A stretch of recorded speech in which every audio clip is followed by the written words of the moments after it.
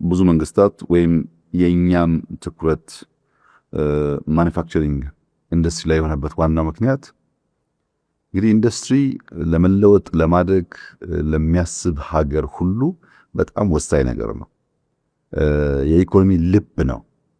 አንድ ሰው ልቡ ፈንክሽናል ካልሆነ ልቡ ካልሰራ ዘሆል አካላቱ ጤነኛ ሰላማዊ ቢሆን ውጤታማ እንደማይሆነው ሁሉ ኢኮኖሚ የሚያደርገው የኢኮኖሚ ልብ ማኑፋክቸሪንግ ኢንዱስትሪ ነው። አንዳንዶች የእድገት ሞተር ነው ይላሉ።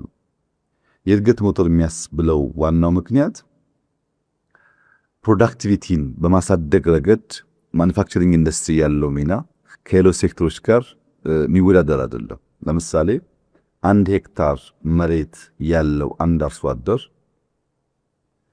ኢንዱስትሪ በሚጠቀምበት ሰዓት በዚያው መሬት ላይ ፕሮዲዩስ የሚያደርገው የሚያመርትበት ቁጥርና ኢንዱስትሪ የማይጠቀም ሰው የሚያመርትበት ቁጥር አንድ አይደለም።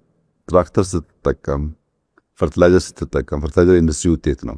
ስትጠቀም፣ ስታርስም፣ ሃርቨስት ስታደርግ፣ ስትሰበስብም በጊዜ በብዛት በጥራት በከፍተኛ ደረጃ ያግዛል።